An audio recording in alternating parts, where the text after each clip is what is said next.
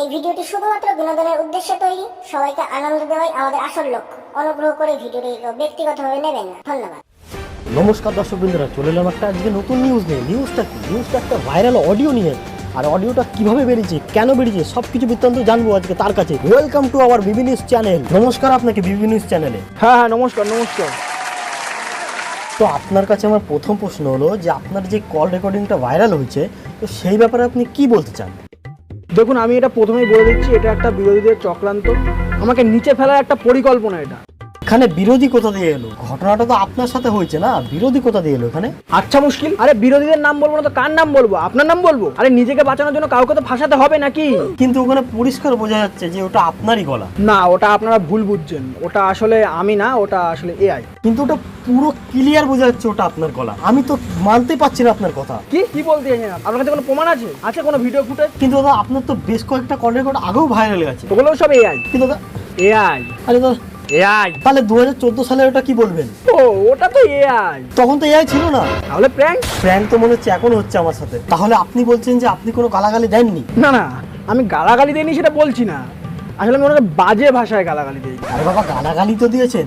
দেখুন, আমি সচরাচর কাউকে গালাগালি দেই না, যখন একটু নেশা ভান করে থাকি তখন দিয়ে দেই। আচ্ছা আচ্ছা আচ্ছা আচ্ছা, নেশাটা না, নেশা আমি রোজই। আরে হ্যাঁ, সেটা তো আপনাকে দেখেই বোঝা যাচ্ছে আপনি এখনো মনে হয় নেশা করে আছেন।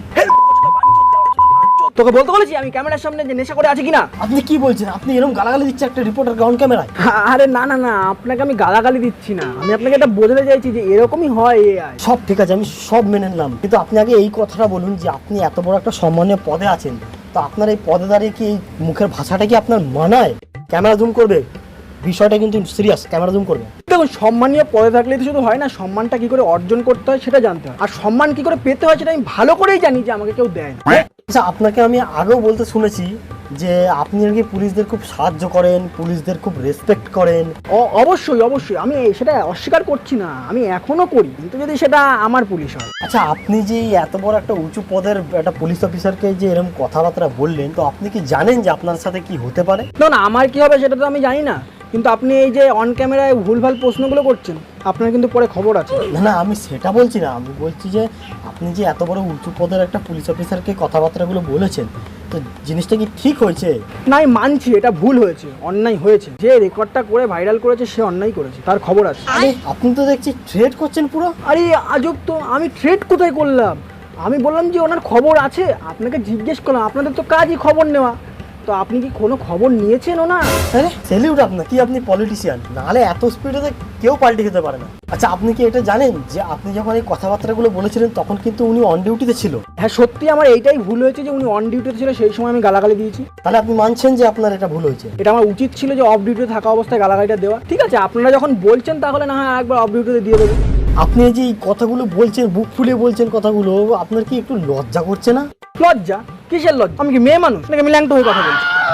আচ্ছা, আর একটা কথা আমি অনেকক্ষণ ধরে ভাবছি বলবো, আপনার হাতে ওটা কি? এটা স্ক্রিপ্ট। আরে আপনাদের সঙ্গে যে ইন্টারভিউটা দেবো তার জন্য আমাকে মনে রাখতে হবে না, আমি তো ভুলে যাবো। আচ্ছা বলছি, আমি এবার যাচ্ছি। হ্যাঁ, আমার এবিপিতে আবার একটা ইন্টারভিউ আছে, সেখানে আবার স্ক্রিপ্ট লিখতে হবে, তার জন্য আমাদের লাস্ট প্রশ্ন। আমি গেলাম। আরে দাদা, তো আজকের গরম গরম খবরটা কেমন লাগলো বলবেন কমেন্টে।